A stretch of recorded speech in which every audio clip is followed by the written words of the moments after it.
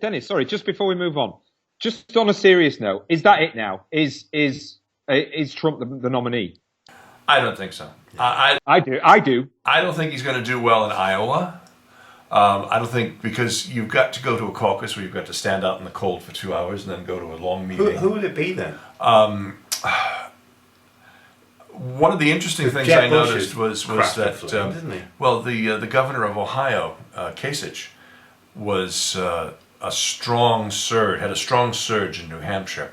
So I think that if they can get out of South Carolina, where there's still 4 or 5 contenders in there in terms of votes, over time it's going to be much more difficult when the establishment states start to come along.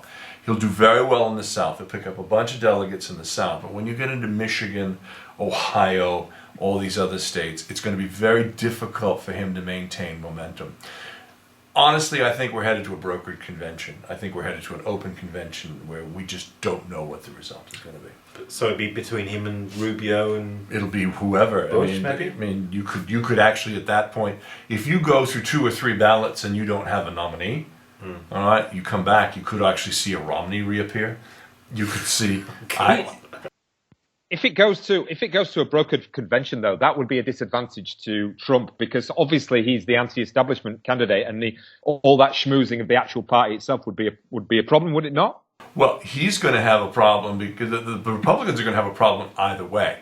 If he is the nominee or if he's not the nominee, because if he goes to a brokered convention and feels as though he's been treated badly, he'll just throw the toys out of his pram and go and form a third party. And he and Cruz will run on that party, and they'll be like Ross Perot was in 1992, I think it was.